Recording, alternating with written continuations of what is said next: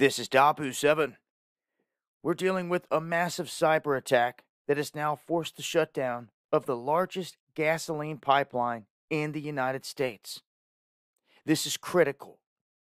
We put out a lot of information, a lot of videos, but we are now under direct attack by someone that is hitting our country and now crippling not only the hospitals, but now the biggest gasoline pipeline that we have. This 5,500-mile Colonial Pipeline, the single largest refined products pipeline in the U.S., halting transit.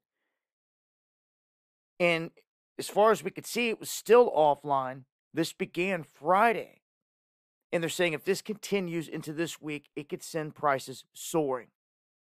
This is where most of the East Coast gets its gasoline. And you can see right here the route in all the states connected into this. This pushes 2.5 million barrels per day. It makes up 45% of all of the East Coast fuel supply. It is absolutely massive. None of the mainstream or no one else is really talking about this big time, yet this is major. Just like they weren't really talking about all the institutions and the banks and the hospitals and these other places that were getting hit. They'd make a little mention and then push on. But this is critical. This is big time. Their silence on this is setting off alarms. And let me remind you that in this ransomware environment, what they're doing is they're asking these places to pay them in Bitcoin. Now, this is where it all falls apart if you have half a brain. Bitcoin was built on an SHA-256 algorithm that was created by the NSA. Whine and cry, pitch, moan, whine and scream, all you want. You can't erase the facts of who created it. And they're watching everything.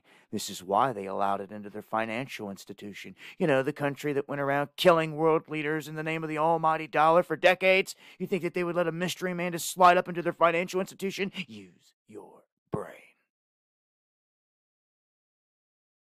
This is a trap.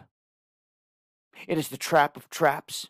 I warned you, they're walking you toward the CBDC, and along the way, anyone that's using ransomware with Bitcoin that they can track and trace every nook and cranny of, and they have you thinking that it's some mystery man that's doing the ransom attacks, it only works because you're still buying that the person that created Bitcoin is a mystery man. When you figure out who did this, the whole thing falls apart. Then you can see who's responsible for all of these ransomware attacks. Yep. You guessed it. That's right. The same culprits. Yeah. You see how that works? So put on your thinking caps. Join me over on D Live, where we break this down further, going Monday, Wednesday, and Friday, 9 p.m. Eastern, where the gloves come off. Censorship free.